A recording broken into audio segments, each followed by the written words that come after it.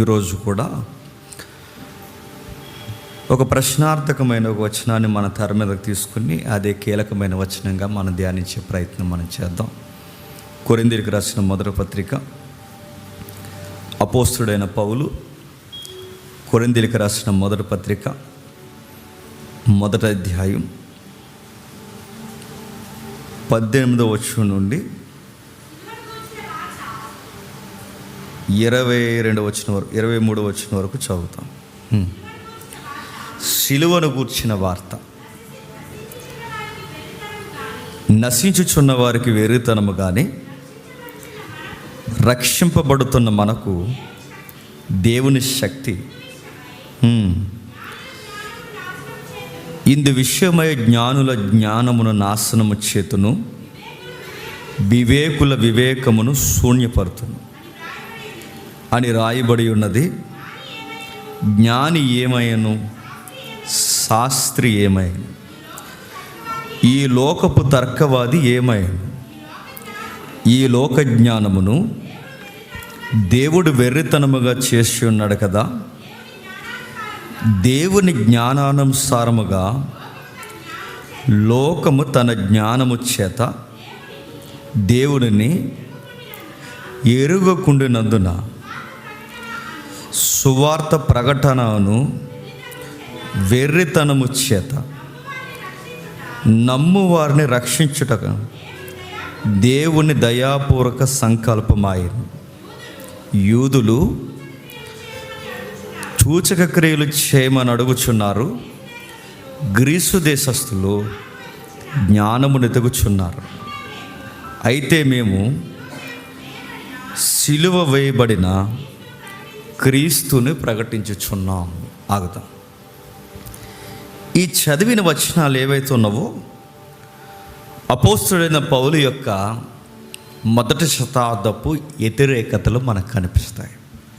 ఆయన వాడిన పదజాలాలు ఎంత బరువైన పదాలు వాడుతున్నాడో చూడండి. ఆయన సిలువను గూర్చిన వార్త ఈ సొసైటీకి ఎప్పుడు ఎలా ఉంటుందట? వెర్రితనంగా ఉంటుందట.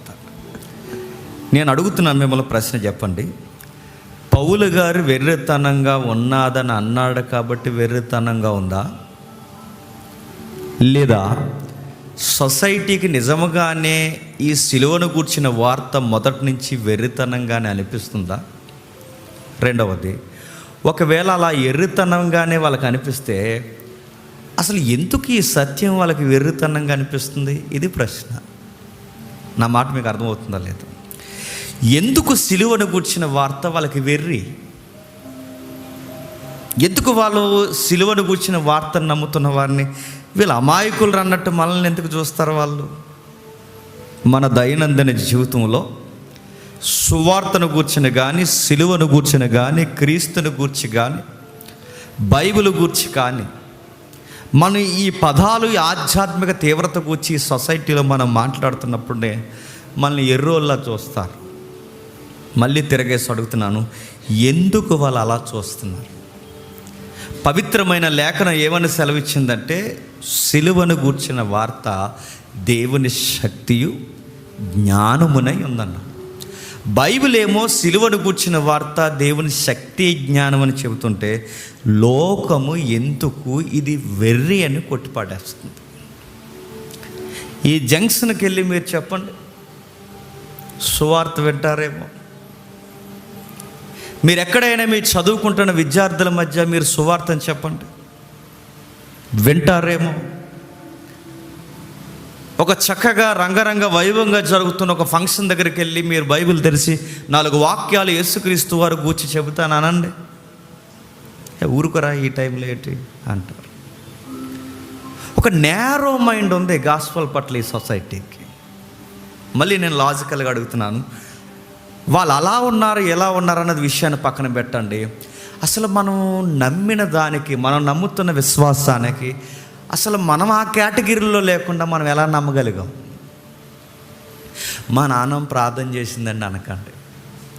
మీ నాన్నమ్మకే దిక్కు దేహం లేదు ఇక్కడ. నాన్నమ్మ ప్రార్థన చేసేయడం వలన నమ్మేము. అది థియలాజికల్గా మాట్లాడుకుంటే అది వేరే సబ్జెక్ట్, వదిలేయండి. మా అమ్మమ్మ ప్రార్థన చేయడం వల్ల నేను బతికేసాను, నమ్మేశాను అంటే కుదరదు. అది వేరొక ప్రాజెక్ట్, వదిలేయండి. కానీ బైబిల్ చెబుతుంది సిలువను గూర్చిన వార్త ఈ సొసైటీకి ఎప్పుడు వెర్రిగానే ఉంది. వాళ్ళ వ్యూలోంచి మాట్లాడుకుందాం. మనం అందరూ భక్తులం కదా, వదిలేయండి.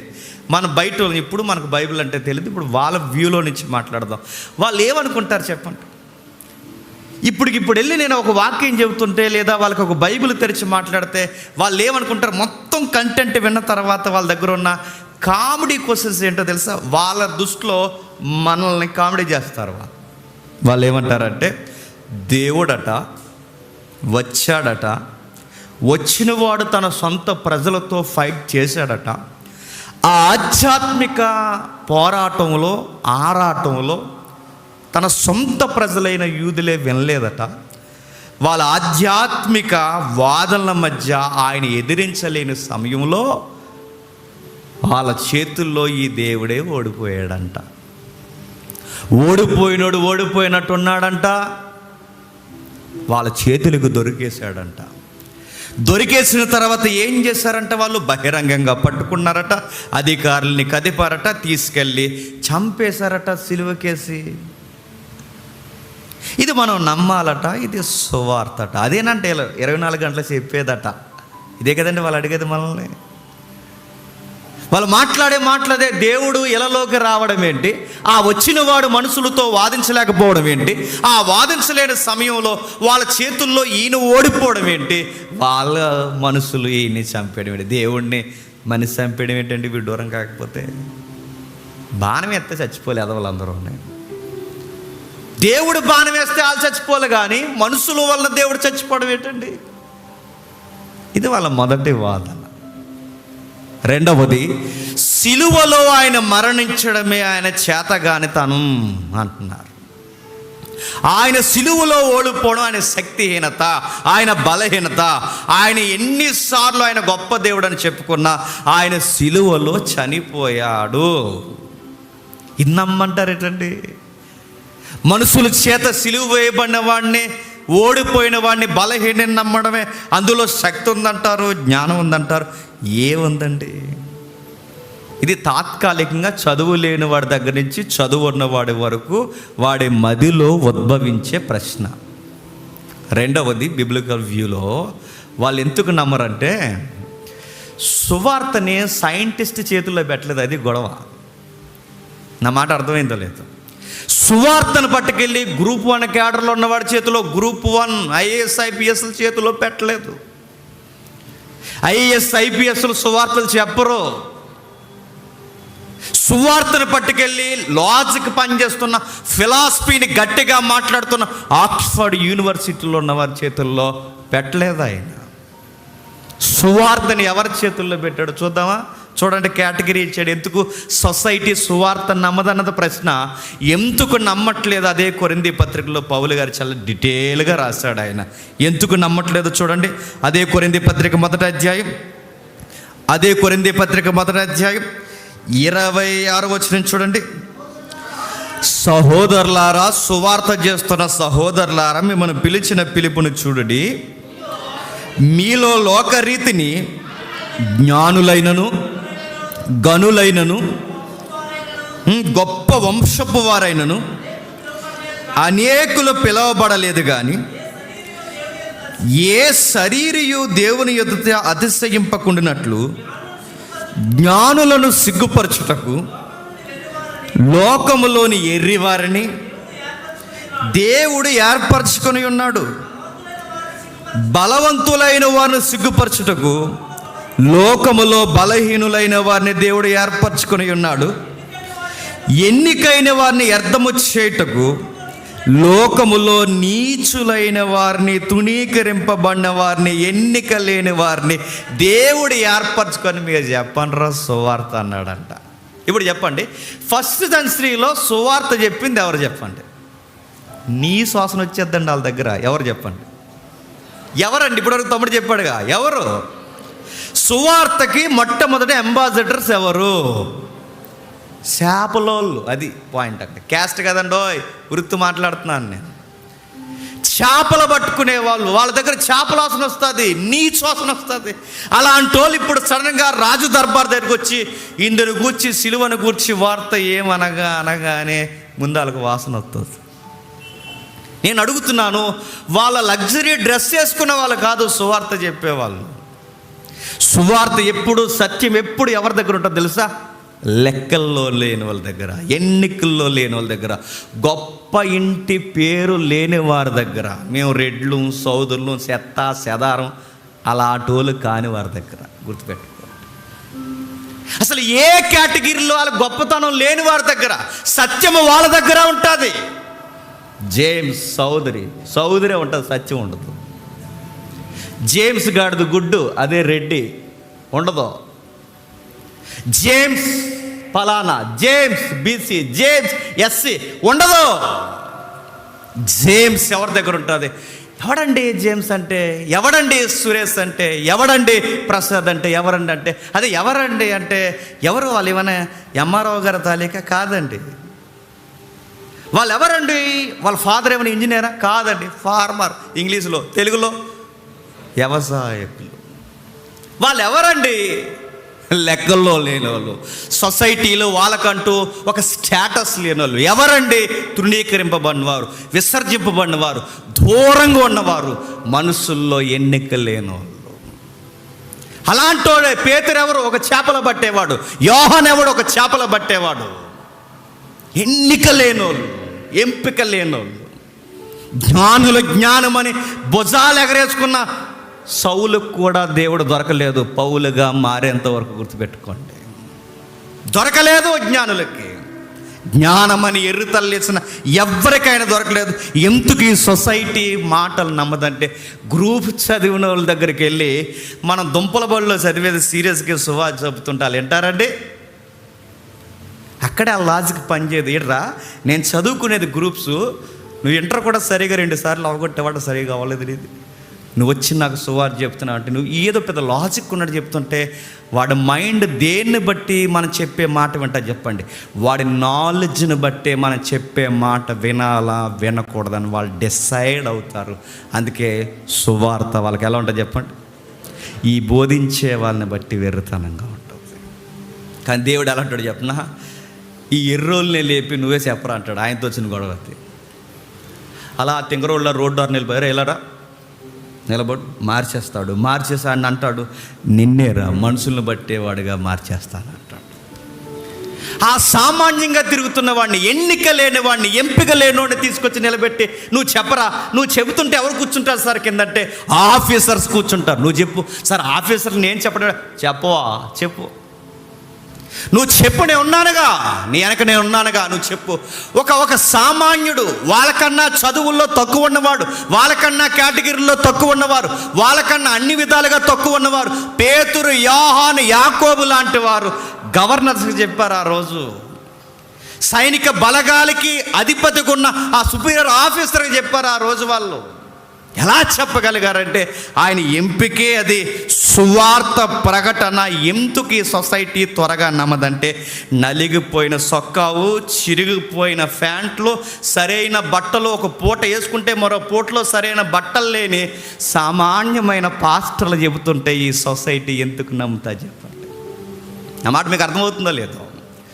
భుజాన్ని ఒక సంచి వేసుకుని, నలిగిపోయిన సొక్క వేసుకుని, ఇస్త్రీ ఉన్నా లేకపోయినా వేసిన బట్టే మళ్ళీ వేసి, చేతులకి సరి అయిన ఒక వాచ్ లేకుండా, చేతులకి కాళ్ళకి ఒక సరి అయిన ఒక చెప్పులు లేకుండా, సామాన్యంగా ఒక పూట తిని ఒక పూట తినకుండా, ఇంటికి నలుగురు వస్తే ఆ నలుగురిని ఒక పూట ఏ గదిలో పెట్టాలో తెలియని ఉక్కిరి బిక్కిరి సామాన్యమైన ఒక పేద పాస్టర్ కొమ్ములు తిరిగిన ఈ లోకానికి చెబితే వీళ్ళకి సువార్త ఎలా ఉంటుంది చెప్పండి? వెర్రితనం. అది ఒక పాన్ పరాక్ ఎలా ఇస్తాడు చెప్పండి? అడ్వర్టైజ్మెంట్ పాన్ పరాక్ యాడ్, పై బట్ నిప్పేస్తాడు షారుఖ్ ఖాన్ వచ్చి, సిక్కుమని షారుఖ్ ఖాన్ వచ్చేస్తాడు. మన తెలుగులో మహేష్ బాబు, వీళ్ళకి అస్సలు నడుతున్నాను, మహేష్ బాబు ఫ్యాన్స్ నేను ఏమి చేయలేను, వీళ్ళకి సొసైటీ పట్ల బాధ్యత ఉండదు. ఆ బాబు గోఖనేర్ గారు ఎలా తిడుతున్నారు చూడండి, రాజమౌళి గారిని, మహేష్ బాబుని ఎలా తిడుతుంది. ఎందుకంటే సొసైటీ ఏమైపోతుంది వీళ్ళకి అనవసరం. ఆ పాన్ పరాకులు ఎలా వేసుకోవాలి తెలుసా? ఇదిగో ఇలా వేసుకోవాలని చూపిస్తున్నారు స్టార్ హీరోలు. పాన్ పరాకు మంచిదా చెప్పండి, అవయవాలకు మంచిదా? ₹10 పాన్ పరాకు అడ్వర్టైజ్మెంటు మనకు నచ్చిన యాక్టర్ అడ్వర్టైజ్మెంట్ ఇచ్చేసరికి అది ఆరోగ్యమా అనారోగ్యమా అనవసరం. సొసైటీలో స్టార్ అన్నవాడు పాన్ పరాకు కోసం చెబితే జనాలు ఎగబడి కొనేసుకుంటారు. సొసైటీలో ఎవడైనా సోది చెప్తే, ఒక హై క్లాస్ ఫిగర్ ఒక సోది చెప్తే వింటారు. పెద్ద సబ్జెక్ట్ కూడా వాళ్ళు ఏం చెప్పరు, కానీ వాళ్ళు చెబుతుంటే ఈ సోది ఎలా వింటారంటే వాళ్ళ కేటగిరీని బట్టి వింటారు, వాళ్ళ ప్రొఫెషన్ బట్టి వింటారు, వాళ్ళ రేంజ్ని బట్టి వింటారు, వాళ్ళ యొక్క వృత్తిని బట్టి వింటారు, వాళ్ళ యొక్క సమాజంలో ఉన్న వాళ్ళ డబ్బుని బట్టి వింటారు. అందుకే వాళ్ళ సామాన్యులను ఎలా మభ్య పెడతారు తెలుసా? వాళ్ళు చెప్పే సోదంతా వింటారు. మీరు చూడండి, ఒక థమ్సప్ డ్రింక్ కుదిరింగా తాగరండి. ఆ మేడ మీద దూకేస్తారు, ఈ మేడ మీద దూకేస్తారు, అలా దూకేస్తారు, ఇలా మౌంటైన్ డ్యూ దూకే, బుర్జ్ ఖలీఫా దూకే, థమ్సప్ హెలికాప్టర్ మీద దూకేస్తుంటారు. అడుగుతాను, అలా ఎలా దూకేస్తారు వాళ్ళు దూకేస్తున్నారంటే మనం నమ్మేస్తాం సీరియస్కి వెళ్ళి ఆ కొట్టుకాడ దూకేసి మనం కొనేసుకుని తాగేస్తాం. అంతే. సోదంతా నమ్ముతామండి, చెత్తంతా నమ్ముతాం. ఎలా నమ్ముతాం? ఈ సొసైటీ ఎవరి మాటలు నమ్ముతుంది చెప్పండి? సొసైటీలో సోది చెప్పేవాడు గొప్పోడైతే అది సోదైనా నమ్ముతారు. సొసైటీలో సామాన్యుడు చెప్పేది సత్యమైతే ఈ సొసైటీ సత్యాన్ని ఇప్పుడు చెప్పండి, దేన్ని బట్టి సువార్త నమ్మట్లేదు చెప్పండి? గొప్పోడు చెప్పండి, చిన్నోడు. గొప్పోడు ఏది చెప్పినా గొప్ప, చిన్నోడు ఎంత గొప్ప సత్యం చెప్పినా అది చిన్నదే లెక్చర్. ప్రభు అందుకే చెప్తున్నాడు, సువార్త జనాలకి ఎందుకు ఎర్రితనం అయిందంటే, ఒకటే దేవుడు రావడం ఏంటి, యూదులతో వాదించడం ఏంటి, ఆ వాదనల మధ్య వాళ్ళని పట్టేసుకోవడం ఏంటి, చంపేయడం ఏంటబ్బా ఇదంతా, అది ఫస్ట్. రెండవది, వాళ్ళు సువార్త చెప్పేది మొదటి శతాబ్దం నుంచి ఈ సత్యం చెప్పేది అందరూ ఎలాంటి వాళ్ళు అంటే అసలు లెక్కల్లో లేనోళ్ళు ఎక్కువ చెప్పారు ఈ సత్యాన్ని. ఒకవేళ ఎవడైనా మోతుబరి కానీ, ఎవడైనా డబ్బున్నవాడు కానీ, జ్ఞాని కానీ పట్టుకుంటే సువార్త చెప్పి వాళ్ళ సోద ఎక్కువ, సువార్త ఎక్కువ చెప్తారు వాళ్ళు. ఆ రోజుల్లో మా నాన్నగారు ఎవరంటే, ఎవరు, ఈ ఊరు మాది, ఆ ఎకరం మాది, ఇదంతా మాకెందుకు సువార్త చెప్పు. ఆలోచన గాంచి గొప్ప కేటగిరీ నుంచి వచ్చిన వాళ్ళు సువార్త చెప్పరు చూసారా? ఆ రోజుల్లో మా తాతయ్య గారు, మీ తాతయ్య గారు మీసాల మీద నిమ్మకాయలు నిలబెట్టేవారు. వై ఎందుకు నిలబెట్టేవారంటే స్నానం చేసేవాడు కదా మీ తాతయ్య. మీసాల మీద ఎప్పుడు నిమ్మకాయలు నిలబడతాయి చెప్పండి? స్నానం చేయకపోతే దానికి బాగా మట్టి పడ్డేస్తే నిమ్మకాయలు టమాటకాయలు కూడా నిలబడతాయి. స్నానం చేయలేనప్పుడు ఎటు గట్టిగా అవుద్ది. మీసాల మీద అంటే లాజిక్ ఏముండదు. ఇక చాలామందిని అబ్జర్వ్ చేయండి మీరు కావాలంటే. గొప్ప ఇంటి నుంచి సువార్తకు వచ్చిన వాళ్ళు అందరిని కదండో, గొప్ప తెగల నుంచి సువార్తకు వచ్చిన వాళ్ళు వాళ్ళ గొప్పలు తప్ప సువార్తలు తక్కువ ఉంటాయి. అంటే హై కేటగిరీ నుంచి సువార్తకు వచ్చిన వాళ్ళు వాళ్ళ కేటగిరీ కోసం ఎక్కువ ఉంటుంది, సువార్త కొరకు. అందుకే దేవుడు చెప్పుకోవడానికి ఏమీ లేనోడ్నే నువ్వు వచ్చి చెప్పరా అంటాడు. ఇంకా అడుగు గురించి చెప్పుకోవడానికి ఏముంది? సువార్త తప్ప. నువ్వు వచ్చి చెప్పరా, నువ్వు వచ్చి చెప్పు, ఇదిగో లెక్కల్లో లే, నువ్వు వచ్చి చెప్పు అంటాడు. అలాంటి ఎంచుకుంటాడు. అందుకే మొదటి 2 కారణాలు, ఒకటి దేవుడు చనిపోవడం ఏంటి, 2 చెప్పేవాళ్ళు ఇలాంటి వాళ్ళు చెప్తున్నారు కనుక వాళ్ళని బట్టి సత్యాన్ని ఏమేస్తారు చెప్పండి, అంచనా వేసి వినడం మానేస్తున్నారు. మూడోది, ఆ టైంలోనికి వెళదాం. మూడోది, యూదులు ఏం చేస్తున్నారు చూడండి, 22వ వచనం. యూదులు సూచక్రియ చేయమని అడుగుచున్నారు, గ్రీసు దేశస్థులు జ్ఞానమును ఎతుకుచున్నారు. అయితే మేము సిలువ వేయబడిన క్రీస్తుని ప్రకటించుచున్నాం. యూదులు సెకండ్ కేటగిరీ. థర్డ్ కేటగిరీ ఎవరండి? యూదులు నమ్మట్లేదట. యూదులు ఎందుకు నమ్మట్లేదు అక్కడ లాజిక్ చెప్తున్నట్టు చూడండి. వాళ్ళు ఏం అడుగుతున్నారట? సూచక క్రియలు అడుగుతున్నారు. యూదులు అనగానే మేము నమ్ముతారో లేదో నాకు తెలియదు, కానీ నోబెల్ ప్రైజెస్ అందుకున్న సగానికి సగం మంది సైంటిస్టులు అందరూ ఎవరు చెప్పండి? యూదులు. వాళ్ళ నుంచే సైంటిస్టులు ఎక్కువ ఎందుకు వస్తారు చెప్పండి? ఎప్పుడైనా ఒకసారి చెప్పాను, మళ్ళీ మీకు చెప్తాను, ఒకసారి వినండి. ఎందుకు వస్తారంటే వాళ్ళ తల్లులు గర్భాలు దాచినప్పుడు లెక్కలు ఎక్కువ చేస్తారు వాళ్ళ తల్లులు. ఇంకా సైన్స్ బుక్స్ ఎక్కువ చదువుతారు, లేదా సైన్స్ థీరీస్ ఎక్కువ చదివి వినిపించమంటారు వాళ్ళ భర్త ఎవరైతే ఉన్నారో దగ్గర కూర్చున్న వాళ్ళని. థియాలజీలు చదువుతుంటారు, థియాలజీ బుక్స్ వింటుంటారు. ఇలాంటి ఎన్నో సైంటిఫిక్ విషయాలు అన్నిటికన్నా పైన మోతాదుకు మించి వినేది పాత నిబంధన త్వర ధర్మశాస్త్రం ఎక్కువ చదువుతారు, వింటారు. ఈ బిడ్డ లోపలుండి ఇవన్నీ వింటుంటుంది. వాళ్ళ అమ్మ లెక్కలు చదువుతుంటే వాళ్ళ లోపల ఆడికి లెక్కలు ఎక్కుతుంటాయి. వాళ్ళ అమ్మగారు ఏమేం చేస్తున్నాడో ఆ యొక్క ప్రెజర్ అంతా బిడ్డ మీద పడుతుంది. ఆ బిడ్డ పుట్టడంలోనే దైవికమైన లోకమైన రెండు మిళితమైన జ్ఞానంతో ఆ బిడ్డ పుడతారు. మనం ఇంతంత గర్భాలు వేసుకుని గొడవ అవుతుంటే వాళ్ళు నిలబడి అంటున్నారంటే అలా అందుకని అలా పుట్టాడు. ఇలా పట్టేసి కదా ఆయనతో గొడవడుతుంటుంది. ఇలాగ పోతావు, నువ్వు పోతావు అంటే ఆ పుట్టినోడు మీ ఇద్దరు పోతారంటాడు. మన బిడ్డలు ఎందుకు అంత కుదురులేని బిడ్డలు పుడతారు? కుదురు ఉండదు మనకి. సరిగ్గా పిండాలు ఉత్పత్తి అయ్యే టైంలో ఎన్ని గొడవలు పెట్టుకుంటారు. నేను కన్ను అందంట, కనకపోతే పోతావు. నేను రాను హాస్పిటల్కి అందంట. వాళ్ళు ఎందుకంత నాలెడ్జ్ ఉంది వాళ్ళకి. చూడండి, ఇప్పటికీ ఐన్స్టీన్ తెలుసు కదండి. ఐన్స్టీన్ ఇప్పటికైనా మెదడు ఈ సొసైటీకి అర్థమవుతుందండి. ఐన్స్టీన్ మామూలుడండి.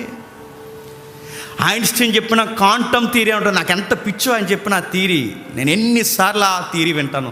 క్వాంటమ్ మెకానిజం అని ఉంటుంది. మీరు వీలైతే పిచ్చెక్కిపోద్దండి ఆ థియరీ మీరు వింటే.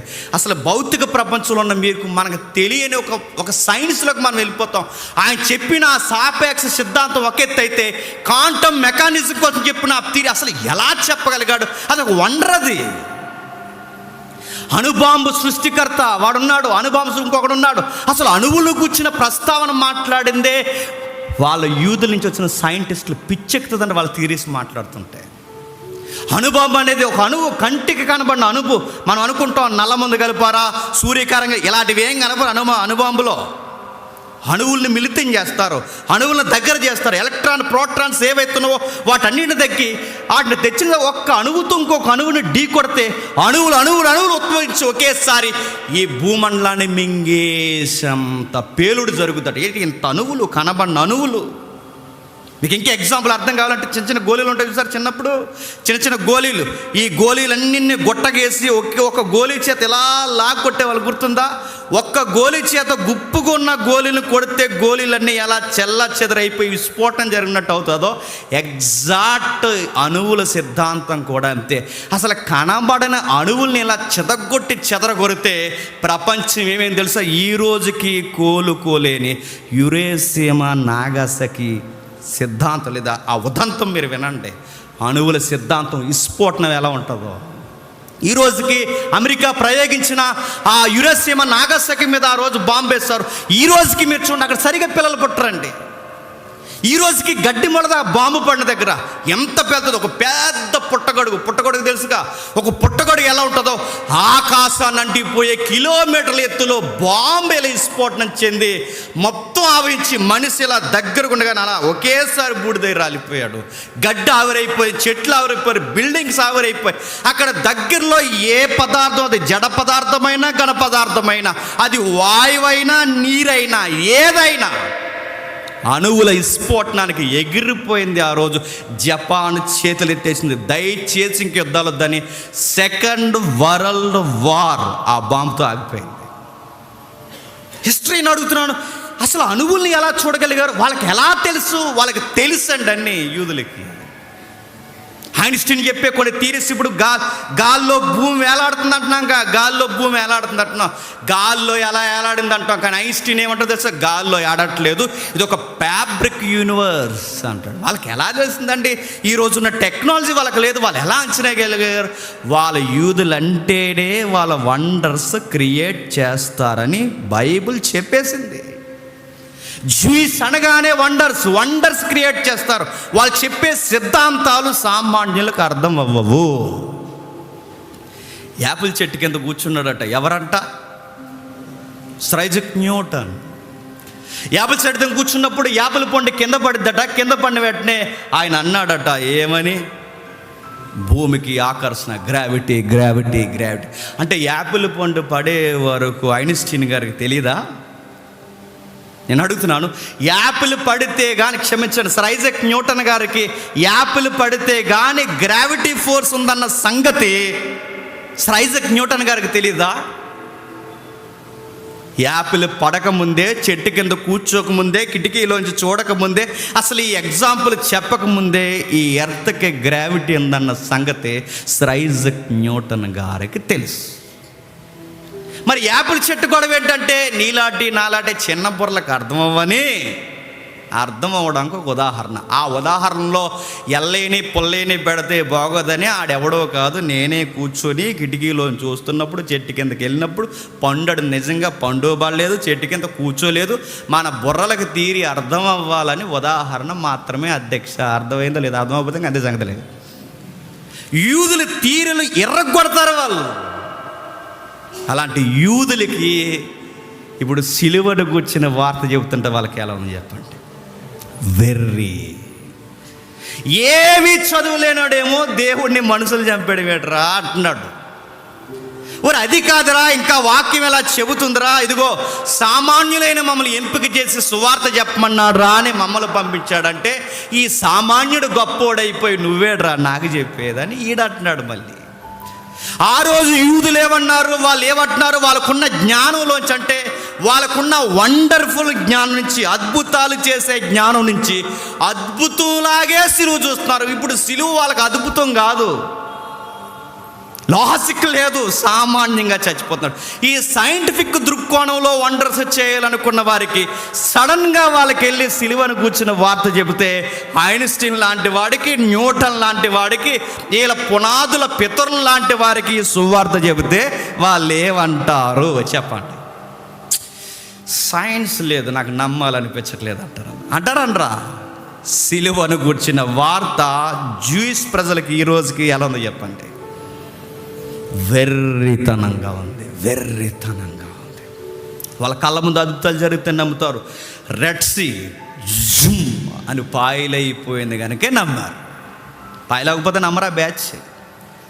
అలా చూస్తుండగా ఆకాశం నుంచి మన్నా పడిపోవాలి, అప్పుడు నమ్ముతారు.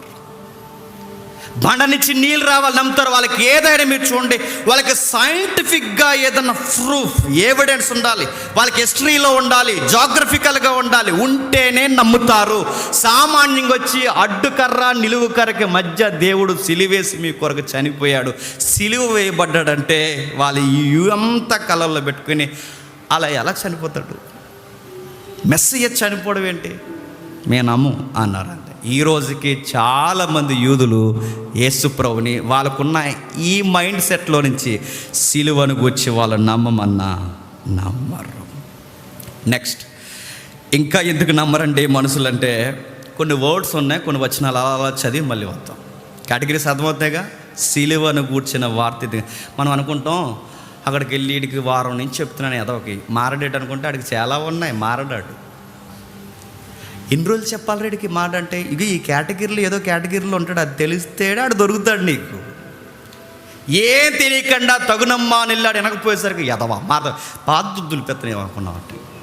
నువ్వు పరిశుద్ధుడు, నువ్వు పాత దులిపెత్తాడు మీద. మారమంటే వెంటనే మారిపోతారు. 2 నిమిషాల్లో మారిపోతారా? రోజులో మారిపోతారా? వారంలో మారిపోతారా? మనుషులు ఇన్ని రకాలు ఉన్నాయి, మారిపోతారా? అసలు ఆడు ఏ రకం, ఏ కేటగిరీకి చెందినవాడు? వాడికి ఎలా చెప్తే వింటాడు? వాడు సోషల్ మీడియాతో ఉన్నాడా? వాడు చదువు లేకున్నాడా? వాడికి చదువు ఎక్కువైపోయి ఉన్నాడా? వాడు సైన్స్లో ఉన్నాడా? వాడు ఎలా ఉన్నాడు? వాడు ఏ వ్యూలోనిచ్చి సిలువను చూస్తున్నాడు? అది అంచనా లేకపోతే వాడికి ఎలా చెప్పగలం? వాడికి ఎలా అర్థమవుద్ది? ఎందుకంటే మరొక రకం ఉన్నారు. ఈ రకాలన్నీ సువార్తకి వెళ్ళినప్పుడు తగులుతారు మనకి. చూడండి ప్రకటన గ్రంథం 3వ అధ్యాయం. ప్రకటన గ్రంథం 3వ అధ్యాయం. ప్రకటన గ్రంథం 3వ అధ్యాయం. 16-17 వచనాలు చూడండి. నీవు ఎచ్చగానైనను చల్లగానైనను ఉండక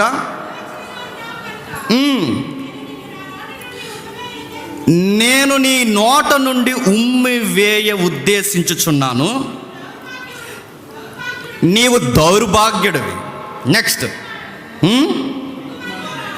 దిక్కుమాలిన వాడువు, దరిద్రుడు,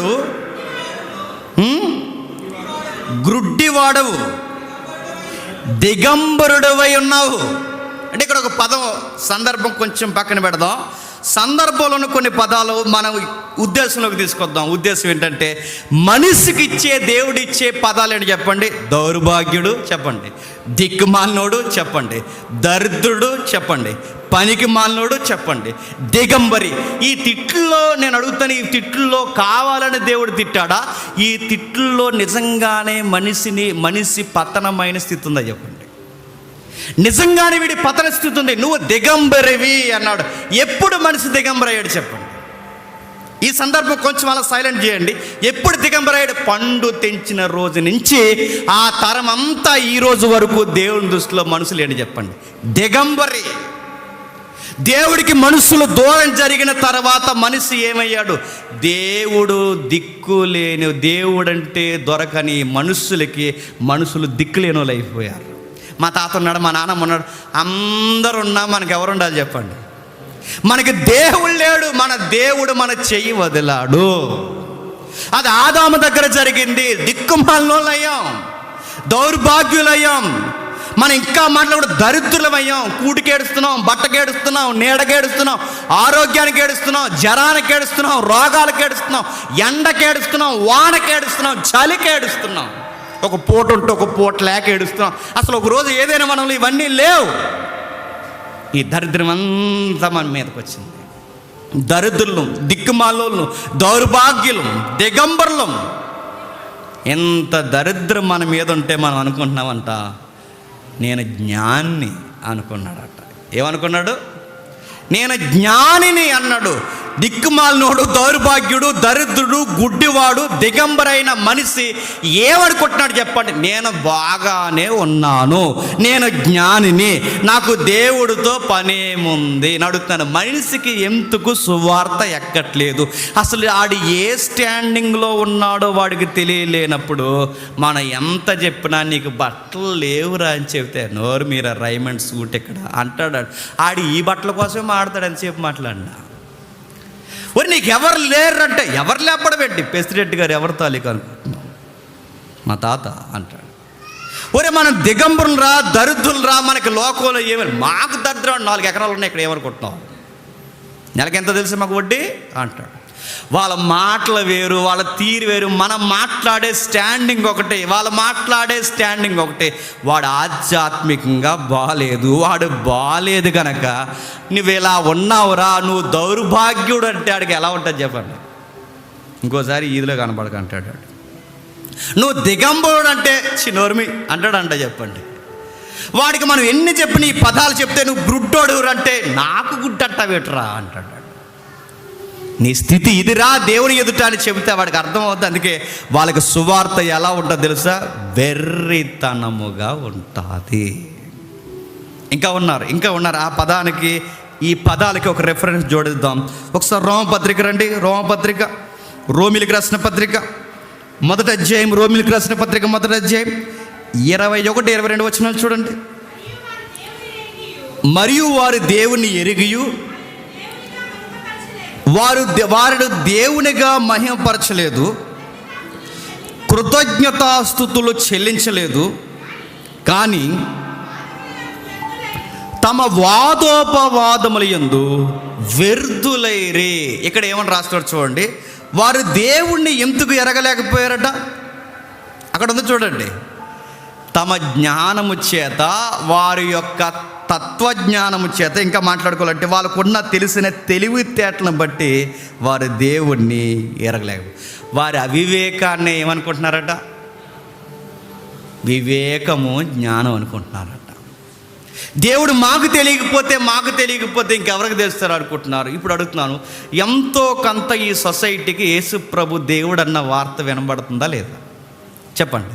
నిన్న మొన్న తమ్ముళ్ళు బోర్డులు ఎట్టి నిలబడరు, అక్కడ పెద్ద రచ్చరచ్చ చేసి పడేశారు.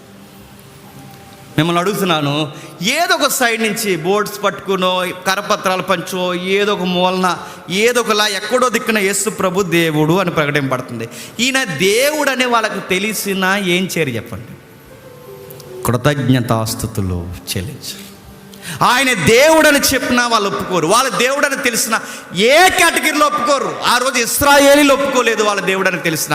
ఈరోజు దేవుడని తెలిసినా ఒప్పుకోరు. ఈ సమాజంలో ఎవ్వరు వాళ్ళ దేవుడిగా అంగీకరించరు.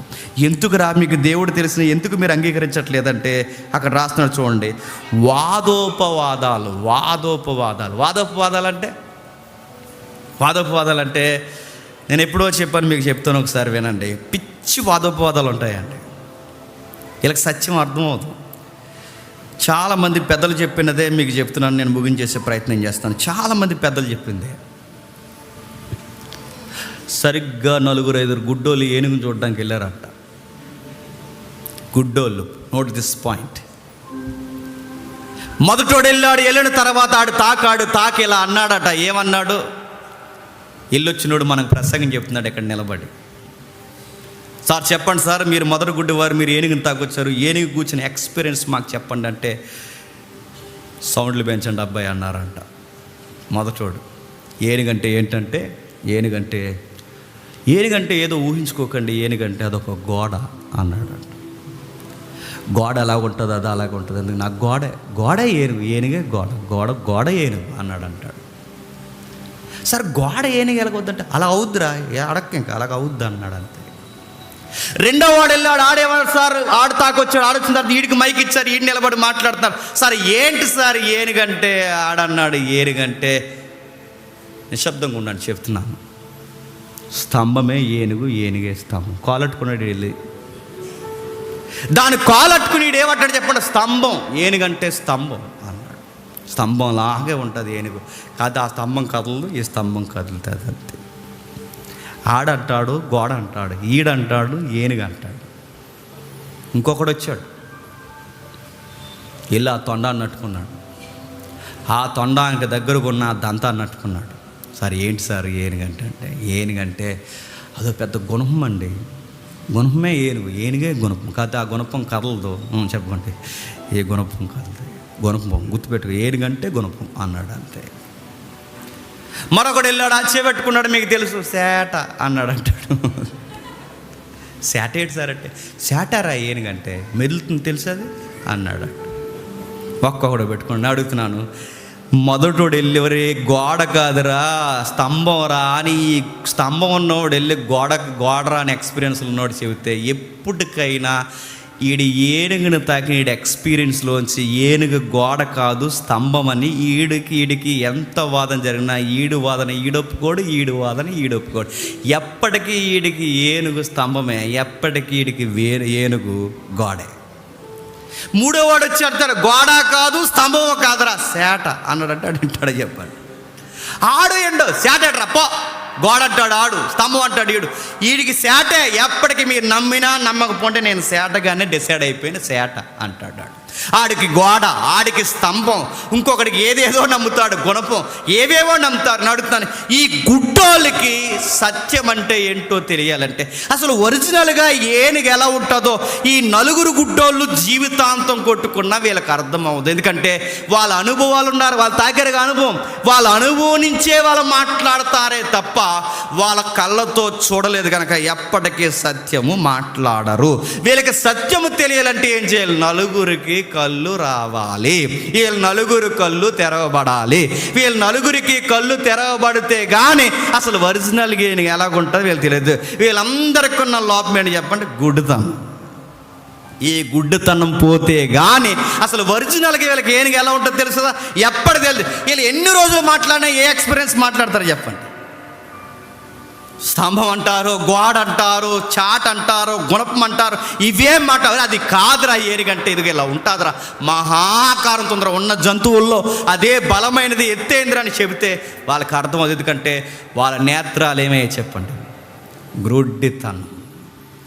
యూదులకి వాళ్ళకి ఎందుకు యేసుప్రభు వారు ఎక్కట్లేదంటే వాళ్ళ అనుభవాల్లో నుంచి యేసుప్రభుని చూస్తున్నారు కనుక వాళ్ళకి అర్థం అవ్వలేదు.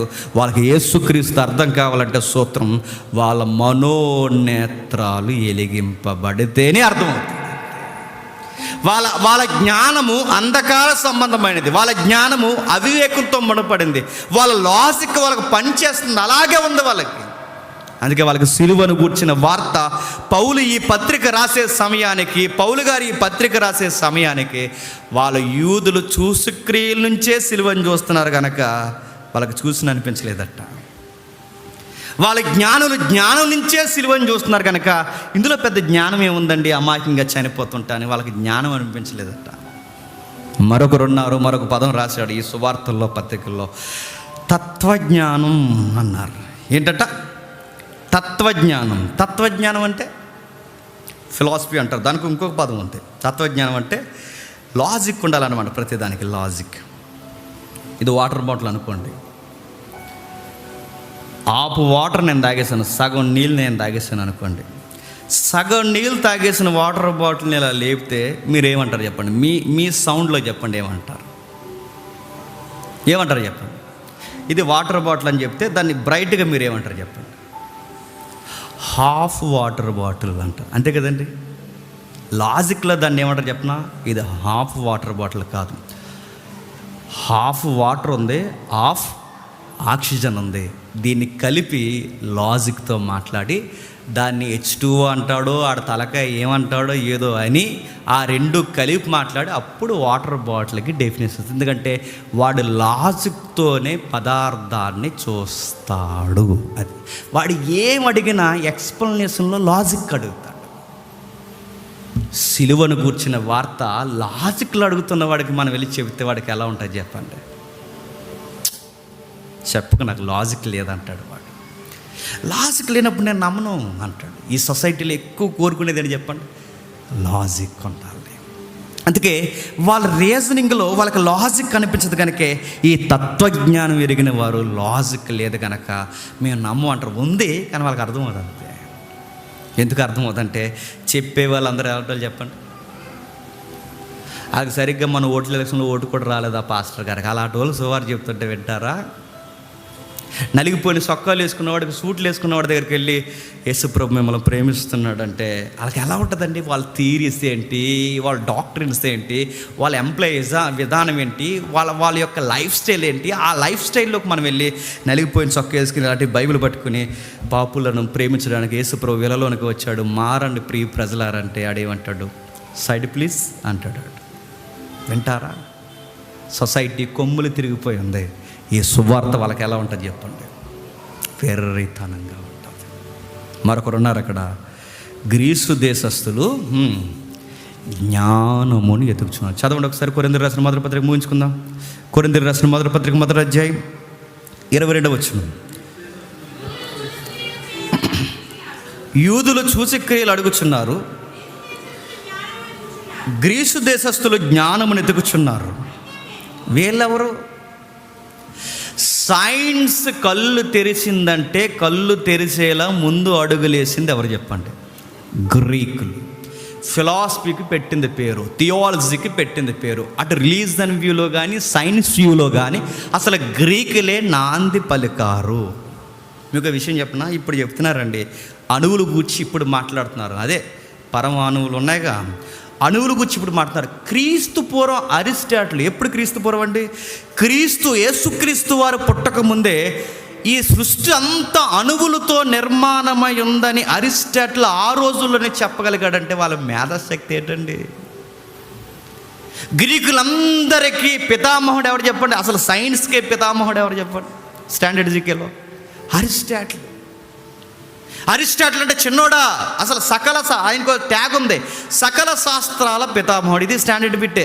సకల శాస్త్రాల పితామహుడు ఎవరు? అరిస్టాటిల్. అలాంటోడు క్రీస్తు పూర్వం ఈ గ్రీకు దేశాల్లో పుట్టి వాళ్ళ ప్రకృతిని ఇలా సైంటిఫిక్గా పదార్థాన్ని ఎవరిది చూస్తున్నప్పుడు ఇలాంటి మేధావుల దగ్గరికి, ఫిలాసఫర్స్ దగ్గరికి, ఇదిగో ఇలాంటి వారికి, థియాలజీ మాట్లాడుతున్న వారి దగ్గరికి వెళ్ళి సిలువ వేయబడిన క్రీస్తు మిమ్మల్ని ప్రేమిస్తున్నాడంటే వాళ్ళ బుర్రలకి ఎక్కుతుందా? గ్రీకులు జ్ఞానంలో నుంచి సిలువను చూస్తారు, యూదులు వండర్స్లో నుంచి సిలువను చూస్తున్నారు, సామాన్యులు దేవుడు వచ్చి చచ్చిపోవడం ఏంటంటున్నారు. ఇదిగో ఎన్నిక లేని వాళ్ళు మాకు చెప్పడం ఏంటి మా రాజదర్బార్లకు వచ్చని ఎవడికి వాడే లెక్కలు వేసుకుంటున్నారు. అందరికీ సిలువ ఎలా ఉందో చెప్పండి? వెర్రితనం. అది వీళ్ళకి ఎందుకు వెర్రితనం మనకు అనిపిస్తుంది? ఏంటబ్బా వీళ్ళకి సిలువను కూర్చుని వార్త చెప్తుంటే వీళ్ళు వెర్రితనంగా ఉంటుందంటే వాళ్ళకి వెర్రితనంగానే ఉంటుంది. వాళ్ళకి వెర్రితనంగానే అనిపిస్తుంది. ఎందుకంటే వాళ్ళు మేధాశక్తి నుంచి చూస్తున్నారు కనుక వాళ్ళకి వెర్రితనంగా ఉంటుంది. 10th క్లాస్ చదివి ఫుల్ టైం మినిస్ట్రీకి వచ్చేసి నువ్వు బైబిల్ చెప్తుంటే వాడు గ్రూప్స్ ప్రిపేర్ అవుతున్నాడు, వాడికి నువ్వు వెళ్ళి బైబిల్ చెప్తే నీ 10th క్లాస్ బేస్మెంట్ నుంచి వాడు చూస్తాడు తప్ప వాడు గ్రూప్ 1 దిగి ఈ సువార్తను వినమంటే వాడు వినడు. ఎందుకంటే వాడు గ్రూప్స్ కన్నా, నాలెడ్జ్ కన్నా, సైన్స్ కన్నా దేవుని మాట గొప్పదని ఎప్పుడైతే మనుష్యుడు తగ్గుతాడో ఆ రోజే సిలువను గూర్చిన వార్తలో శక్తి ఉందని వాడు అనుభవించగలడు. గుర్తుపెట్టుకోండి. అప్పటి వరకు వాళ్ళకి అర్థమవుతుందండి.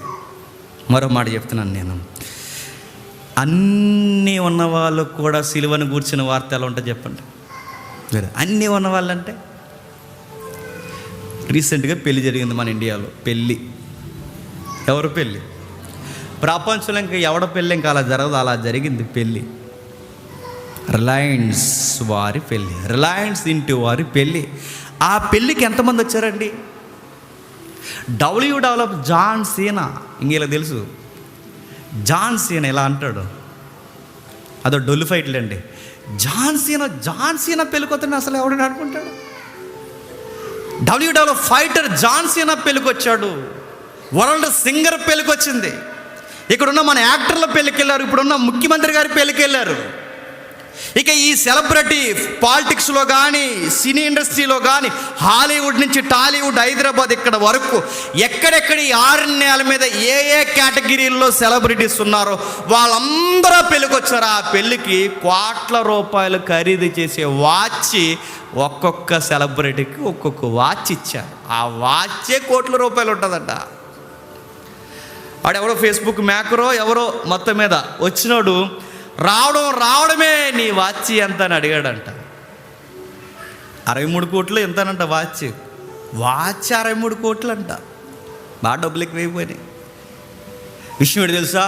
పెళ్ళికి రండి, మా ఇంట్లో పెళ్ళి జరుగుతుందని చెప్పడానికి బంగారం కార్డు ఇచ్చారట. పెళ్లి కార్డు, బంగారం కార్డు. మనకు కార్డు ఎత్తు బాగున్నాం, బంగారం కార్డు. పోనీ కార్డు తీసుకున్న తర్వాత ఎవరైనా ఎక్కడైనా పడేసినా బాగుండు, 4 కార్డులు ఎత్తుకుంటే అలా పడుండు. కార్డు బంగారం. నిశ్చితార్థం 1500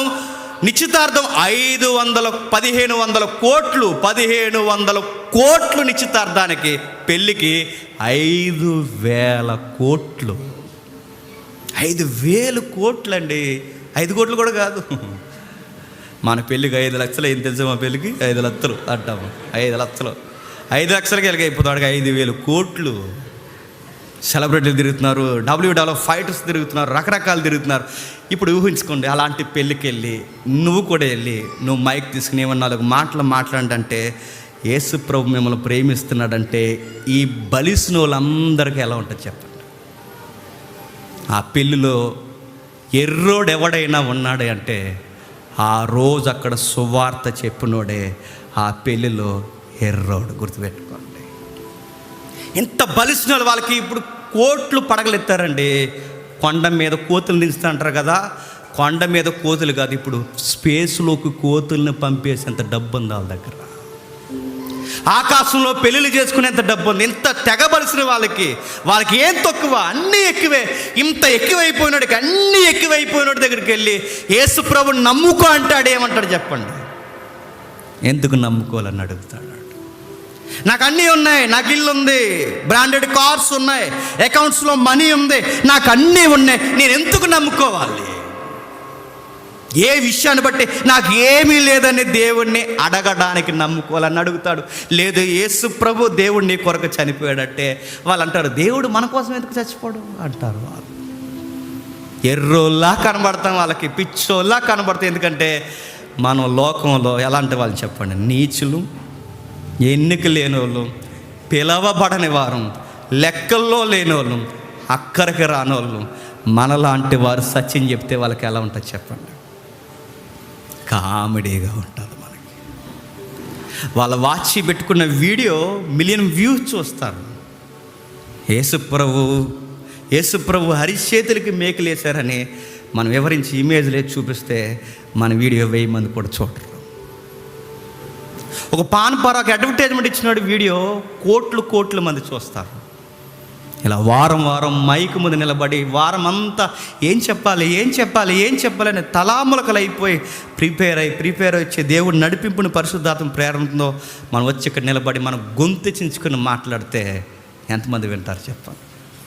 ఇక్కడికి వచ్చిన వాళ్ళు కూడా పూర్తిగా వింటారు, ఎప్పుడు వెళ్ళిపోదామా అని చూస్తారు. మీ వల్లే టైం కుదిస్తున్నాం. ఇంకా తమ్ముడు 30 నిమిషాలే చెప్పాడు.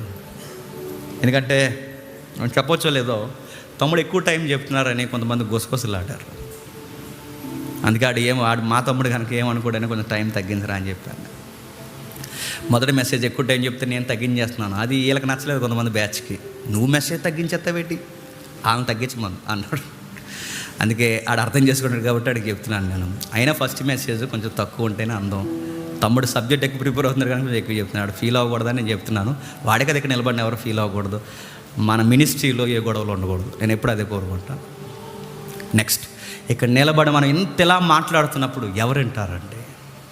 అందుకే ఎన్నిక లేనివారు, ఎంపిక లేనివారు, తృణీకరింపబడిన వారు, మనుషుల్లో నీచులైన వారు సువార్త పట్టుకుని, బైబిల్ పట్టుకుని, బోర్డుల మీద పేర్లు రాసుకుని, రోడ్ల మీద నిలబడి కరపత్రాలు ముద్రించి, నిన్న మొన్న చూసిన గర్భిణీ స్త్రీ సువార్త రావడానికి వస్తుంది చెల్లి.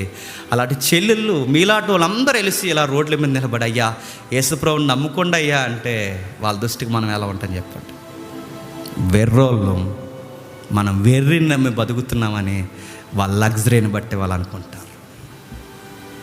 అందుకే సువార్త ఇంకా ఎలా కలుషితమైపోయింది. ఎందుకు నమ్మట్లేదు ఇంకా అంటే ఇంకా ఉన్నాయి బైబిల్లో. మరొక కేటగిరీ ఏంటి తెలుసా? గర్వం వలన నమ్మరు. గర్వం వలన నమ్మరు. ఒక గర్వాన్ని చూసిన వాడు ఎలా మాట్లాడతాడో, సిలువను నమ్మమంటే వాడు అలా ఆలోచిస్తాడు. గర్వాన్ని ఎప్పుడైనా మీరు చర్చకొచ్చినప్పుడు అబ్జర్వ్ చేయండి. ఇప్పుడు దయచేసి మనం అందరం మోకరిద్దామంటే ఆడు మోకాలు లేడు. మీరు చూడండి, వాడికి లోపల ఒకటి తిరుగుతుంటుంది, గర్వం. నేను ఎందుకు మోకాళ్ళు వేయాలంటే క్షమాపణ కొరకు మోకాళ్ళు వేయంటే వాడు లోపల ఆడ దగ్గర ఉన్న క్వశ్చన్ ఏంటి చెప్పిన, నేను ఏం చేశానని క్షమాపణ అడగడానికి మోకాళ్ళు వేయాలి అంటాడు. గర్వాంధులు లోకంలో ఉన్నారు. గర్వాంధుల దగ్గరికి వెళ్ళి యేసు ప్రభు నీ కొరకు బలైపోయాడు, క్షమాపణ అడగంటే వాడు ఏమంటాడు? నేను ఎందుకు అడగాలి అంటాడు.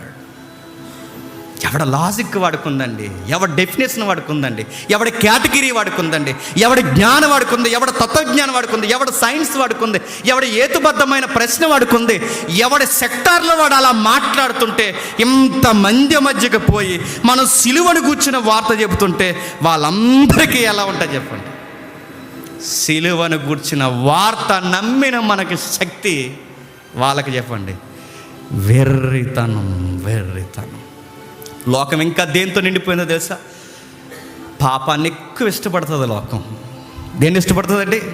పాపాన్ని ఎక్కువ ఇష్టపడుతుంది. పాపం అంటే చాలా ఇష్టం దీనికి. సిలువ దగ్గరకు వస్తే ఏం జరుగుతుంది చెప్పండి? పాపాన్ని వదిలేయాలి, పాపాన్ని చేయకూడదు. చర్చిలో ఎలా ఉన్నావో ఇంటి దగ్గర అలా ఉండాలి, ఇంటి దగ్గర ఎలా ఉన్నావో చర్చి దగ్గర అలా ఉండాలి. ఎప్పటికీ నీ లైఫ్ ఒకే స్టాండింగ్లో ఉండాలి. పాపం చూడకూడదు, పాపం వినకూడదు, పాపం మాట్లాడకూడదు, పాపం దగ్గర కూర్చోవద్దు, నిలబడొద్దు. దివారాత్రులు ఈ ధర్మశాస్త్రం చదివని ఈ బైబిల్ నిన్ను గైడ్ చేస్తున్నప్పుడు నీకు పాపము బాగా ఇష్టం, నీకు రీల్స్ చూడడం ఇష్టం, చెత్త మాట్లాడుకోవడం ఇష్టం, కహానీలు చెత్త చెదారం సోదు మాట్లాడుకోవడం ఇష్టం, మెసేజ్ స్టార్టింగ్ ఇష్టం, నీకు ఈ చెత్తంతా ఇష్టం. అలా సెలబ్రిటీలా బయట తిరగడం ఇష్టం, రెస్టారెంట్లకు పోవడం ఇష్టం, రకరకాల ఇష్టాలన్నీ నీకున్నాయి.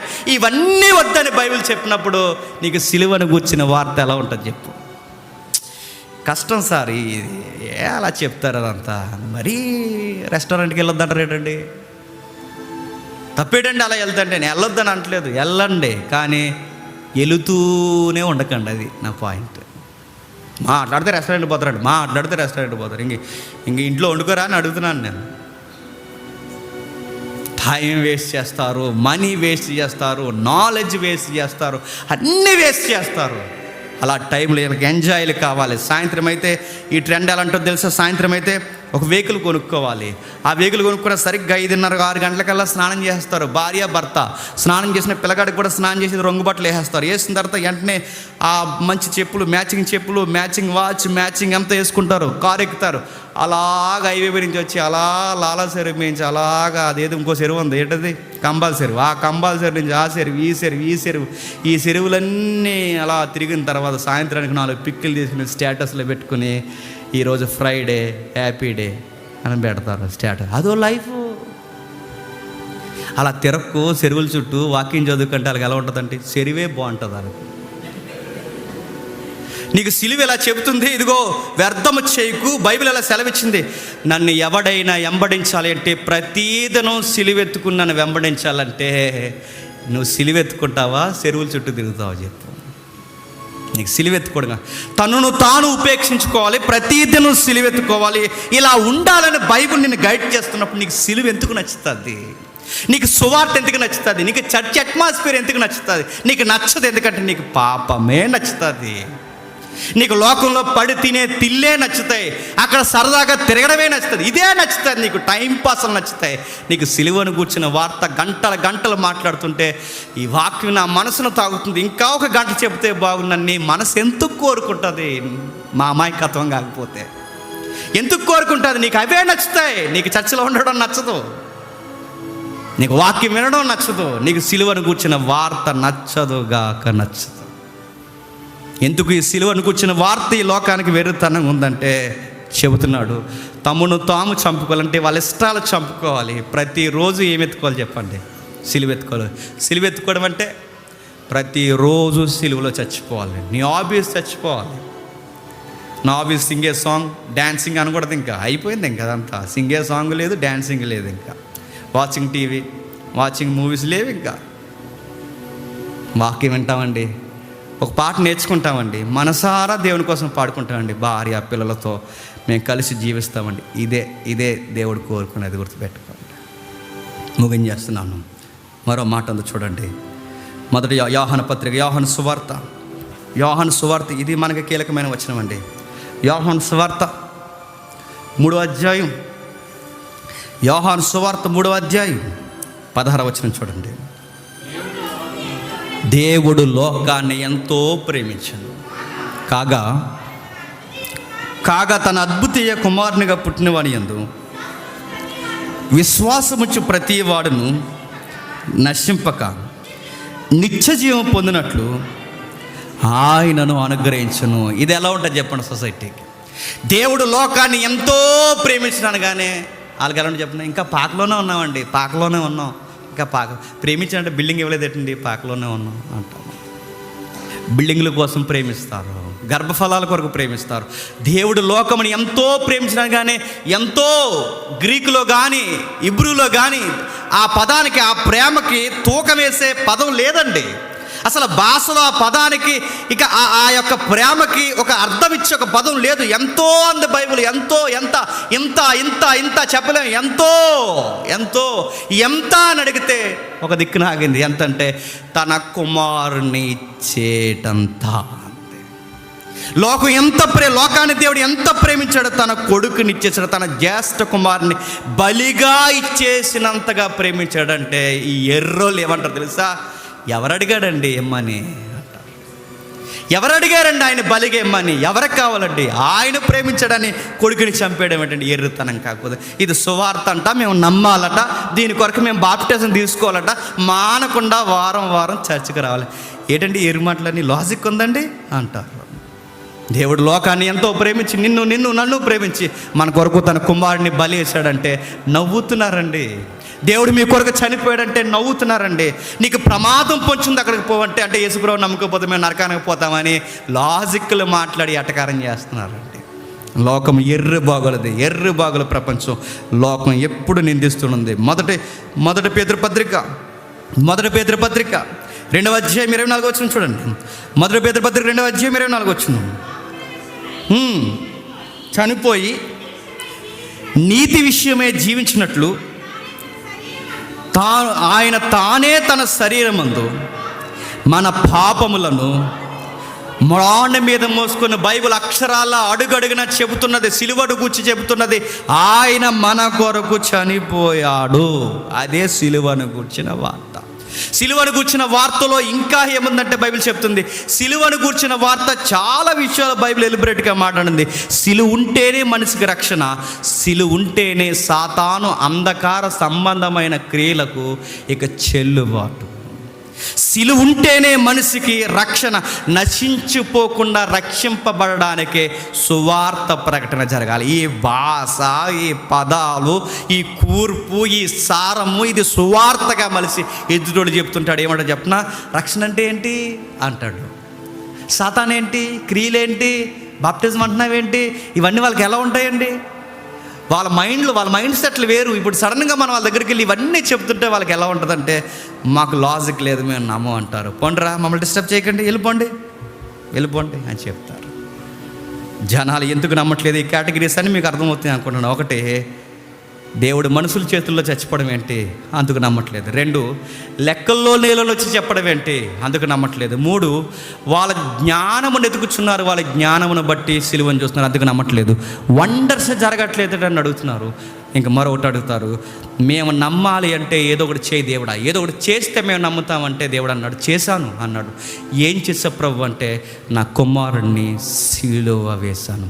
అది కాదు, ఇంకా ఏమైనా దేవుడు అంటాడు, ఇంతకన్నా గొప్పది ఏమి లేదు, అన్నిటికన్నా గొప్పది, అల్టిమేట్ ఏదన్నా ఉంది అంటే నా కుమారుడు మీ కొరకు చనిపోవడం.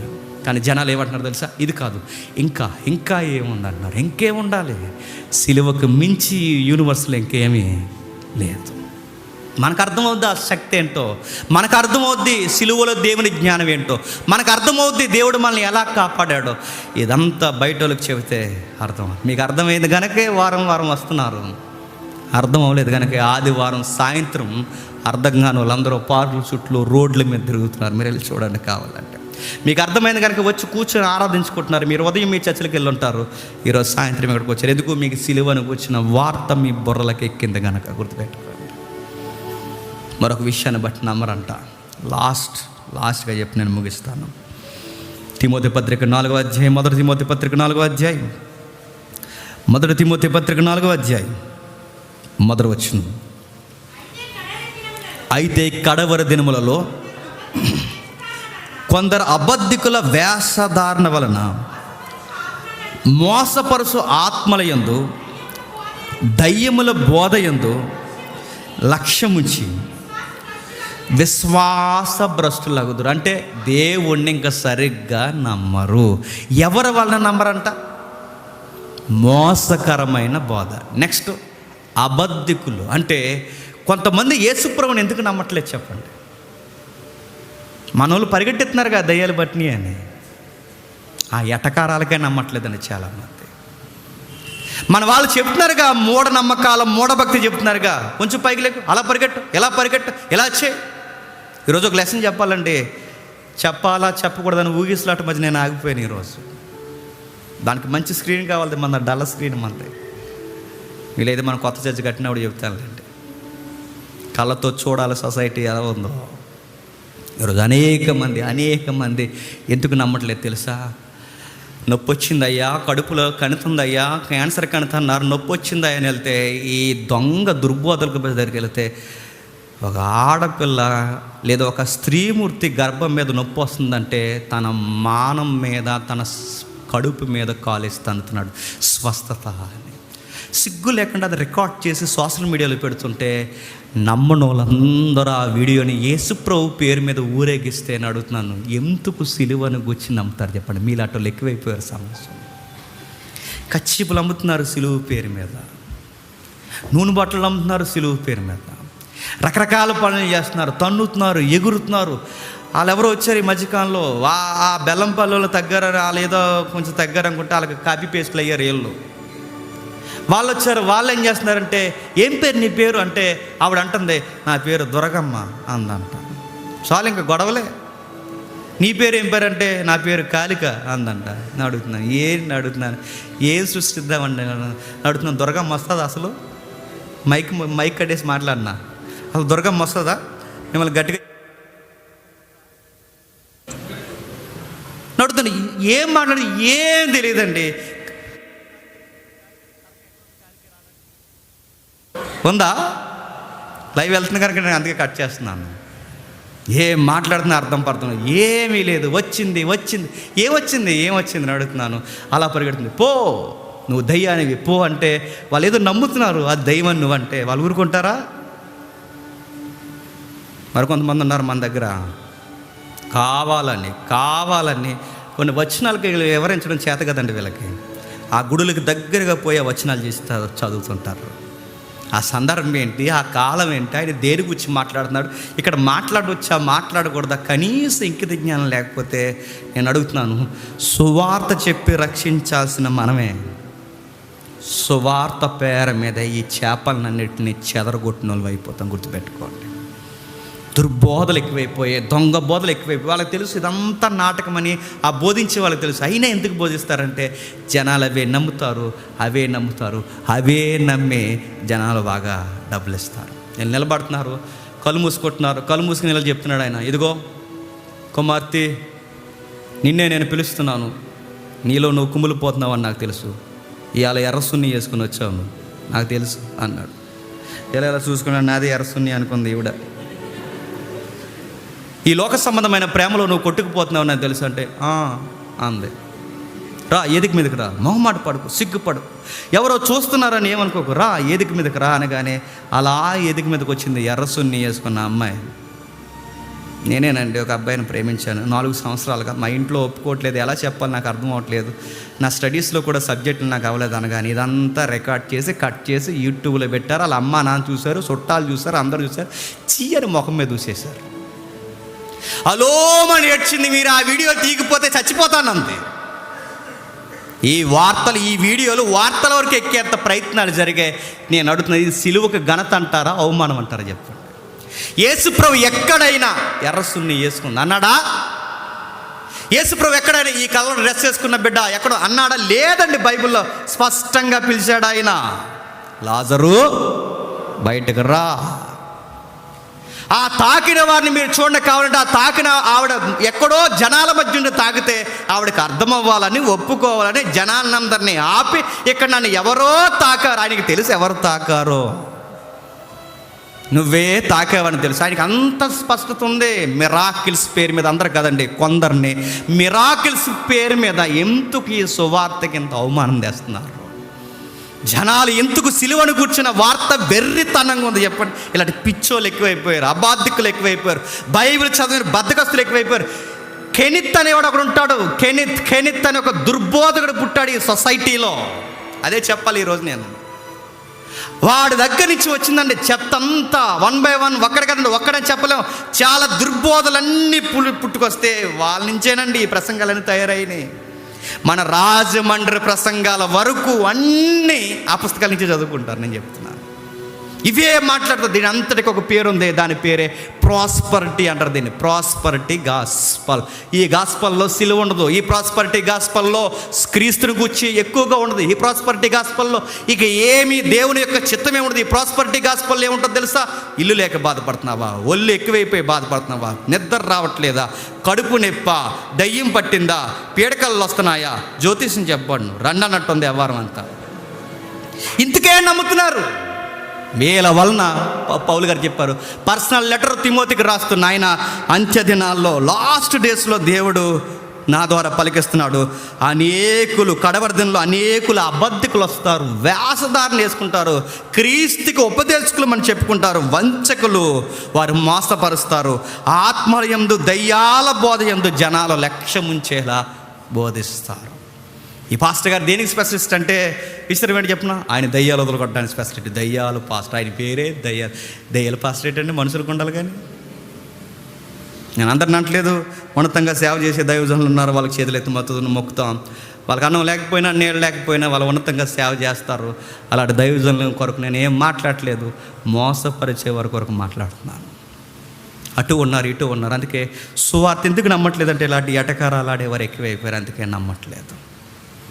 పౌలు అందుకే బాధపడుతూ కొరింథీయులకు రాస్తున్నాడు, అయ్యో నశించిపోతున్న వీళ్ళందరికీ సిలువను కూర్చున్న వార్త వెర్రితనం. ఇన్ని రకాల మనుషుల మధ్య ఆ రోజు ఆయన సువార్త చెప్పాడండి అపోస్తలుడైన పౌలు. అందుకే పాముల వలె యుక్తిగా ఉండాలి, పాపం విషయంకి వచ్చేసరికి పామురాల వలె నిష్కల్మషంగా ఉండాలి. ఈ రెండు మనకు తెలియాలండి. ఒకడు తుపాకీ ఇచ్చిన తర్వాత సరిగ్గా సూట్ చూసి కాల్చారంటే నీ ముందు కాల్సిన రావాలి. నీకు ఫైర్ చేయడం రాకపోతే ఆయన కాల్చిపోయి నువ్వు కాల్చేసుకుని లో ఉన్నావు. ఈ వాక్యం రక్షిస్తుంది అన్నది ఎంత వాస్తవమో దీన్ని సరిగ్గా డీల్ చేయకపోతే చెప్పండి, నీ పిల్లలతో సహా నిన్ను ఎత్తుకుపోతుంది అన్నది కూడా అంతే వాస్తవం, గుర్తుపెట్టుకో. ఎందుకంటే సిగ్గుపడనక్కర్లేని పనివానిగా, ఉపదేశకునిగా సువార్తను అర్థవంతంగా ఈ సొసైటీకి చెప్పాలి. ఇన్ని రకాల మనుషులు ఉన్నారు, జాగ్రత్త. అందరూ ఒకేలా ఆలోచించరు. మరో కేటగిరీ ఉంది, చివరిది. ఎందుకు నమ్మరంటే ఇది ఎలా చదవాలో తెలియక, చదవడం రాక నమ్మరంటే. ఈ మాట ఉందా బైబిల్లో అంటే? ఉంది, చూడండి ఒకసారి. హోషేయ గ్రంథం 4వ అధ్యాయం 6వ వచనం చూడండి. హోషేయ గ్రంథం 4వ అధ్యాయం 6వ వచనం. నా జ్ఞనులు జ్ఞానము లేని వారై నశించుచున్నారు, నీవు జ్ఞానమును విసర్జించుచున్నావు గనక నాకు యాజకుడు కాకుండా నేను నిన్ను విసర్జింతును. నీవు నీ దేవుని ధర్మశాస్త్రం మరిచితివి గనుక నేను నీ కుమారులను మరిచితిని. ఇప్పుడు చెప్పండి, ఈ ధర్మశాస్త్రాన్ని, దేవుని జ్ఞానాన్ని జనులకు చెప్పండి బోధించడం, చదవడం ఈ మీడియేటర్స్కి రావడం లేదట. ఈ గ్రంథాన్ని దేవుడు 66 పుస్తకాలుగా తయారు చేసి ఇచ్చిన అడుగుతున్నాను, అందరూ అర్థం చేసుకునేలా ఎవరు చదవగలుగుతున్నారు చెప్పండి? చదవట్లేదు దీన్ని. ఒకవేళ చదివినా ఒక్కొక్కలా అర్థం చేసుకుంటున్నారు దీన్ని. అరే ఇలా అర్థమవుతుంది, ఇది ఎంతవరకు రైట్ అని ఒకప్పుడు ఫాలో అయ్యేవారండి. ఏదో ఒక యూనివర్సిటీని కానీ, ఏదో ఒక థియాలజీ బుక్ని కానీ, ఎవరైనా సీనియర్ స్పీకర్స్ ఉంటే వాళ్ళ దగ్గరికి వెళ్ళి నేను అర్థం చేసుకున్నట్టుగానే ఉందా లేదా అని ఏదో అలా ప్రయత్నం చేశారు. ఇప్పుడు ఎవరు ఉన్నది, ఎవరికి అర్థమైనట్టు అడు బోధించేస్తున్నాను. ఇప్పుడు ఒకప్పుడు మాట్లాడేవారు కోత విస్తారంగా ఉంది, పనివారు కొద్దిమంది ఉన్నారు. ఈ మాట నేను అనొచ్చు లేదని అడుగుతున్నాను. ఈరోజు పనికిరాని పనులు ఎక్కువైపోయారు, కోత అలాగే ఉంది. కోత అలాగే ఉంది, పనికిరాని పనులు ఎక్కువైపోయారు. ఒకవేళ కొయ్యమన్నా ఇలా సరిగా కొయ్యరు, గింజలు పడేలా కొయ్యరు, ఎలా పడితే అలా కోసుకుంటూ వెళ్ళిపోతారు. ఇందులో పొలికాయలను కోసేస్తారు, గట్టికాయలను కోసేస్తారు, గురువులను కోసేస్తారు, గోధుమలు కోసేస్తారు. ఎందుకు ఇలా కోస్తున్నారంటే ఈ బైబిల్ వాళ్ళకే చెప్పండి చదవడం రాక. అందుకే నేను మనసు ఇప్పి ఒక మాట చెప్తున్నానండి. ఎవరైనా ఈ బైబిల్ని బోధించాలనుకుంటే ఏదో ఒక వ్యాఖ్యానం ఫాలో అవ్వండి. మీకు నచ్చిన సీనియర్ స్పీకర్స్ ఎవరైనా ఉంటే వాళ్ళని ఫాలో అవ్వండి. ఈ పుస్తకం ముందు పెట్టుకున్నప్పుడు దీనికి వ్యాఖ్యానాలు ఎన్నో పుస్తకాలు ఉన్నాయి ఈ సొసైటీలో, దాన్ని చదవండి. వాటిని చదువుతూ వీటిని అర్థం చేసుకునే ప్రయత్నం చేయండి. అప్పుడు ఈ సొసైటీకి సిలువను గూర్చిన వార్త ఎలా చెప్పాలో మనకు అర్థమవుతుంది. నేను ముగించేస్తున్నాను. కొరింథీయులకు రాసిన మొదటి పత్రిక 1వ అధ్యాయం 18వ వచనంలో, నశించుచున్న వారికి సిలువను గూర్చిన వార్త వెర్రితనం, రక్షింపబడుతున్న మనకి దేవుని శక్తియు, మరో మాటలో దేవుని జ్ఞానమునై ఉన్నది.